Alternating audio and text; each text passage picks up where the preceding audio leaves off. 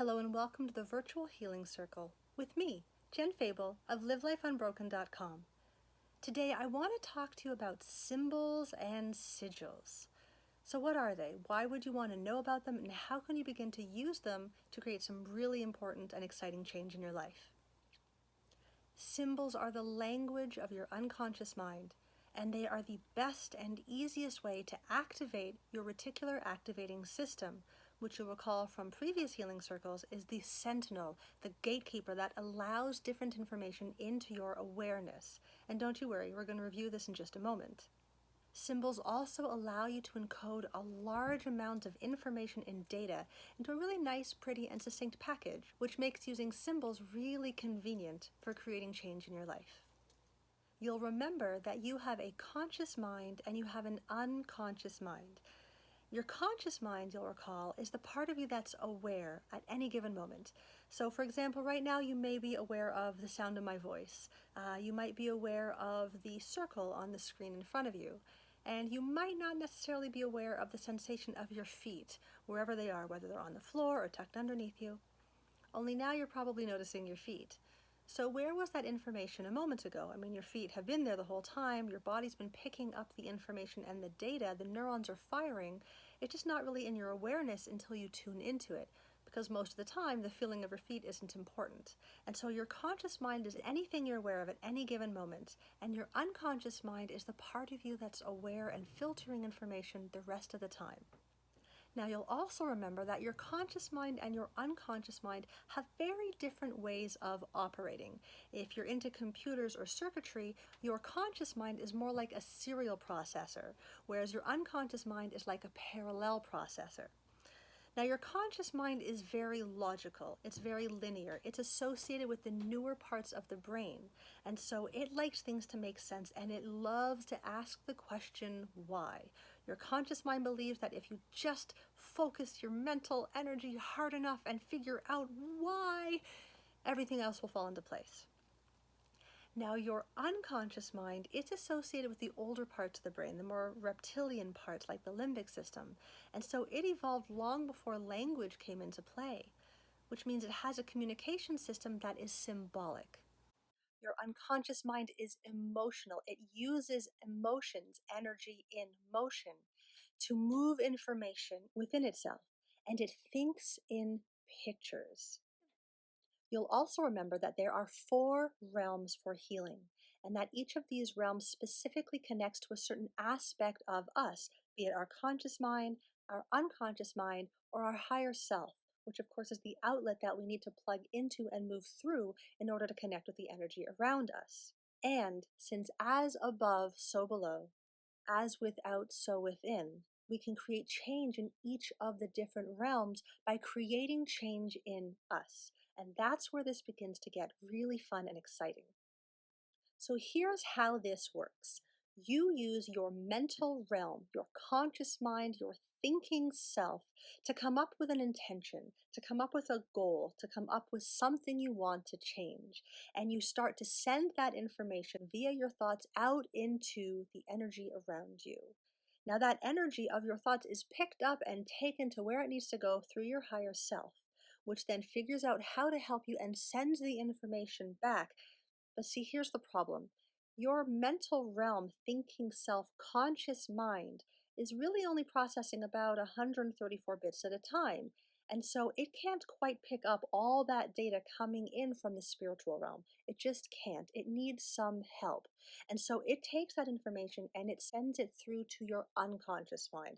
Your unconscious mind is the part of you that's picking up that 20 million bits of information.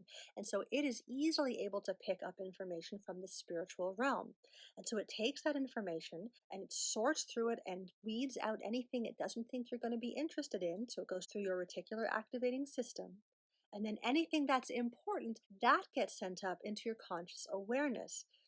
The problem is your unconscious mind is also where we store all the stuff we don't like about ourselves, all the traumas, all the stuff we don't want to deal with, and all of our limiting beliefs. And so when that information comes down from the spiritual realm through your unconscious mind, If you haven't worked on the emotional realm, if you haven't built a solid bridge, then that information from the universe is going to be filtered through your fears, your limiting beliefs, and your traumas, which means the information that's coming up into your awareness is a garbled version of what the universe wants you to know. This is why working on all four realms is critical for health, well being, and change. Now, you'll notice when the unconscious mind communicates up to the conscious mind, how does it do that? I mean, your conscious mind uses language, but your unconscious mind doesn't. And so, in order to get your conscious mind's attention, your unconscious mind will move energy in the body. And since energy in motion is emotion, that means that the language of your unconscious mind is emotions and symbols. And so, that information from the universe comes up into your awareness via emotions. So if it's being filtered through fear, then it's going to create a sensation of fear. If it's being filtered through opportunity and choice, then it's going to create feelings of opportunity and choice. And so knowing how to use that language, how to speak your unconscious mind language, is akin to learning to speak the language of the universe. And that's how we come to symbols. Now, let me back up for one more quick moment. I want to just go over really quickly the difference between esoteric information and exoteric information, because from this point forward, we're going to be getting into the esoteric realm. Now, esoteric information is information that is passed down from person to person.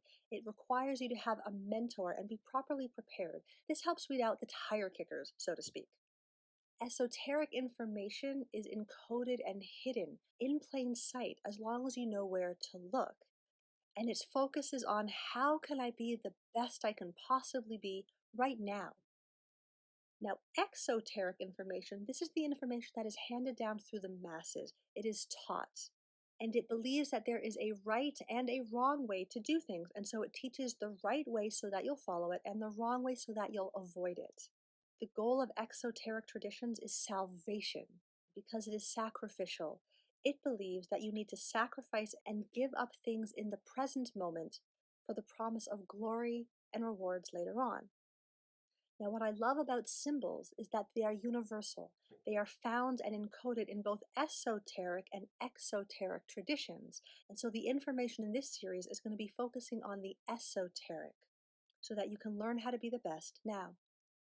And of course, you'll remember that when it comes to any kind of energy work, any kind of growth, any kind of change, all you really have to do is follow the 3 I's. Use your mental realm, conscious mind self to set an intention. Activate it with emotion using your imagination, and then allow your intuition to be the guide. And so working with symbols is all about the emotional realm, your unconscious mind, and activating your imagination. Now, for those of you who are new to playing with your imagination, you may find that in the beginning you don't get a lot of visuals, and that's totally okay. If I were to say to you, imagine a rose, you might imagine seeing a rose. You might imagine the smell of a rose or the feel of its petals or thorns. You might imagine the song, The Rose by Bette Midler. All of those would be perfect imaginings of a rose. And over time, you can build each of the senses until you have a full sensory picture that you can work with. And remember that this is a learned process. So give yourself permission to be a little bit bad at it in the beginning, knowing that every time you activate your imagination, you activate your RAS and you begin to change everything. So I mentioned earlier that symbols are the language of your unconscious mind. Remember that your conscious mind uses language, which is a very one-dimensional flat thing. For example, if I were to say the word love to 20 different people, I promise you I'd get 20 different interpretations of love. For some, love means safety. For others, it means disappointment. Depending on your experience and your filters, your interpretation of a conscious mind concept, like a word, is going to vary depending on a lot of different variables. Symbols, on the other hand, can encode a lot of information in a tiny little packet that is universal. For example, if I were to show you a heart, no matter what language you spoke, no matter where you are in the world, you would know exactly what the heart symbol means. As an example, the symbol that you see here is a dalet. It is the fourth letter of the Hebrew alphabet, and it is the equivalent to the letter D in the English language. It also represents the number 4 in the Hebrew language, and is also symbolic of a doorway and can be used to convey the message of moving between realms, between your unconscious and conscious mind. There are books and videos written just on this one symbol alone. And so symbols can encode a lot of information quickly and easily. It's why when we're driving, we use different shapes and colors and symbols to get us to stop, to go, to yield. It is faster and easier to activate your unconscious mind because by the time your conscious mind thinks about it, you've probably blown through the stop sign. Now, a sigil is just an encoded symbol that is specifically used for growth, change, healing, manifestation, or magic, as I like to call it, which really is just the use of your conscious mind to create change. And each sigil is unique for the intention that it is designed. And don't worry, I'm going to teach you exactly how to create your own sigil. So, of course, the first step in any kind of growth is to set your intention, to use your conscious mind, mental realm self to come up with what you want. Now, when it comes to creating your intention, you want to be very specific with the language. You want to make sure that you're writing it as if you already have it. So instead of saying something like, I will get better at golf, I would write, I am great at golf and easily hit my shots. You also want to avoid any words like don't, not, can't, won't, because your unconscious mind is incapable of processing a negative word. I mean, if I said to you, don't imagine a blue tree, what just happened? Blue tree, right? And so we want to make sure when we're writing our intention, we're writing what we want versus what we don't want. So once you come up with your intention, the next step is to remove all of the vowels in that intention. And then once you've done that, remove any duplicate until you are left with a string of unique consonants. And here's what I mean. So let's say your intention is, I am successful, prosperous, and enjoy the riches of life. Once I've decided on that intention, I'm going to go ahead and remove all the vowels. And then in step 3, I'm going to remove any duplicate consonants so that I have a unique string of letters. Are you with me so far? Great. And the next step is the part that activates your imagination and allows you to have a little bit of fun with the process. There are many ways to create sigils, and these two are my favorite. One because it's super creative, and one because it's super cool. Once you have your unique string of consonants, you can either take them and design them into a little graphic. You can see here that these are the graphic symbols for I'm changing for the better, things will get better, I will bring happiness to those around me. And if you look carefully within these little pictures, you can actually see how the letters are outlined. Now, when it comes to using this method to creating a sigil, the great news is that it activates your imagination and gives you full reign to play. It doesn't matter how you do it. You can do script, capital letters, lowercase letters. You can turn them sideways. You can flip them upside down, backwards, make them big, make them small. Literally, your imagination is the only limit that is set when it comes to creating sigils in this way. So follow your intuition, and I'm sure you'll come up with something great. Or if you're like me and being artistic is not really your forte, you can use a sigil wheel. And these are easily found online, and you just download them or you can create one yourself. And once you have it, you put a circle or a little dot at the starting letter from your string of consonants, and then you one by one connect the chain until you have a unique design. And then wherever you end, you can put a little line.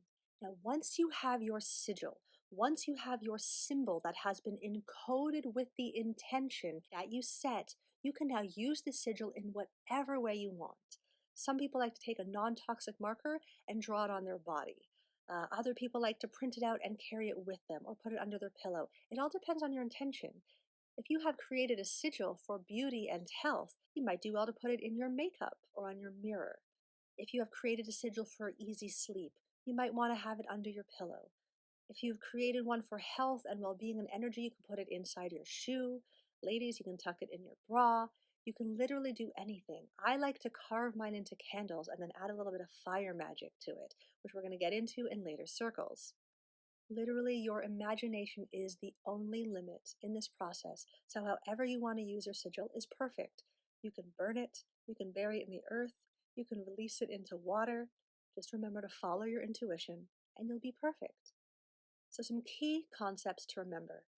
All learning, all behavior, all change has to happen at the unconscious level.